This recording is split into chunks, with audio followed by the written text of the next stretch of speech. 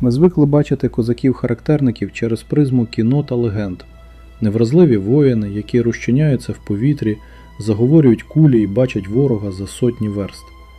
Але за кожним міфом стоїть реальність, і іноді вона набагато моторошніша. Уявіть, що ви стоїте посеред козацького цвинтаря XVIII століття. Археологи розкопують могилу відомого сотника, і те, що вони бачать всередині, змушує відступити навіть бувалих науковців. Тіло лежить не так, як ми звикли. Ноги зв'язані, на грудях важкий камінь. Або, що ще дивніше, кілок, вбитий у землю прямо над серцем. Чому побратими, які поважали цю людину за життя, після її смерті робили все, щоб вона не встала? Сьогодні ми поговоримо про тіньову сторону козацтва.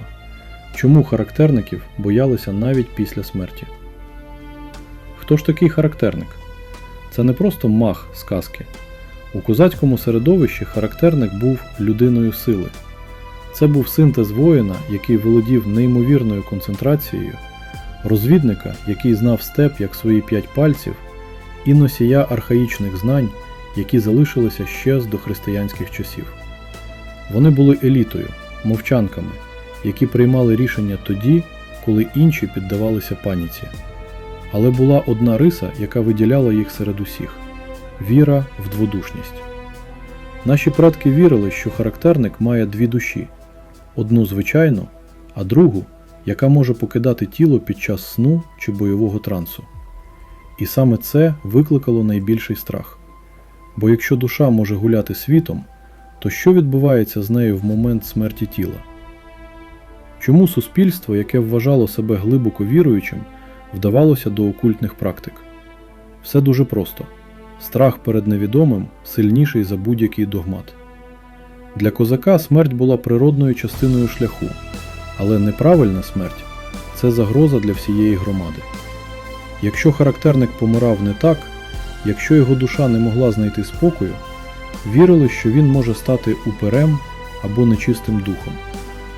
Вони не вважали характерника злом, але вони боялися його сили, яка стала безконтрольною після того, як серце перестало битися. Це був страх перед енергією, яка не хоче розчинятися у всесвіті. Отже, ми маємо людину, яка за життя була опорою, а після смерті стала джерелом нічного жаху. У наступній частині ми заглибимося в деталі самих поховальних ритуалів. Ми розберемо, навіщо саме їх ховали обличчям донизу, що означали ці дивні предмети в могилах, і як церква, попри суворі заборони, фактично благословляла ці язичницькі обряди, бо сама боялася того, що могло статися, якщо цього не зробити. Попереду найцікавіше. Отже, що саме відбувалося на козацькому кладовищі, коли ховали характерника? Це не було звичайне прощання.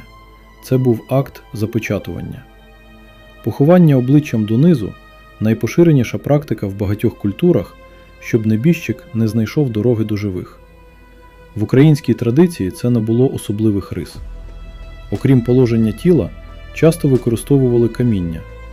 Важке каміння клали на груди або голову, ніби намагаючись притиснути дух до землі. А кілок – це найвідоміший елемент, який до нас дійшов через фольклор. Його забивали не просто так. Це був своєрідний якір.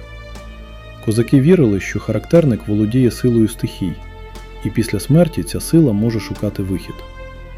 Кілок мав фізично закріпити тіло, щоб душа не могла вийти і почати маніпулювати реальністю. Виникає логічне питання – де була церква? Християнство категорично забороняло подібні маніпуляції з тілом. Але тут ми бачимо дивовижний парадокс. На Січі існувала неформальна угода. Священники знали, кого вони ховають. Вони бачили дивні знаки на тілі, вони чули легенди про здібності покійного. І часто вони самі мовчки освячували могилу, навіть якщо в ній лежав покійник, прибитий до землі кілком. Це був синтез. Офіційне відспівування поєднувалося з архаїчним язичницьким захистом. Це показує, наскільки глибоким був страх перед характерником. Він був настільки потужним, що змушував служителів церкви ігнорувати догми заради безпеки живих. Сьогодні ми дивимося на ці поховання через призму століть. Ми називаємо це забобонами. Але чи були вони такими? Можливо, це була глибока інтуїтивна психологія? Характерники були тими, хто балансував на межі людських можливостей – психічних, фізичних, інтелектуальних. Можливо, їхні побратими інтуїтивно відчували, що такі люди залишають після себе слід, який не зникає миттєво. Ці ритуали – це не про зло, це про повагу до сили, яку неможливо осягнути розумом. Вони ховали їх не як ворогів, а як небезпечні скарби, які не повинні потрапити не в ті руки, навіть у руки смерті. Історія характерників закінчилася, коли Січ перестала існувати як політична та містична одиниця. Але легенди залишилися. І коли ви наступного разу почуєте про незламного козака, згадайте, що ця незламність мала свою ціну. Ціна – вічний спокій, який залежав від того, наскільки добре побратими виконали свій останній обов'язок. Характерники не вмирали, вони просто переходили в інший стан, де ми досі намагаємося їх зрозуміти. Дякую, що пройшли цей шлях зі мною. Якщо ця історія про темну сторону нашого минулого вас зачепила, підпишіться, бо попереду ще багато таємниць, які ми будемо розкопувати разом. До зустрічі!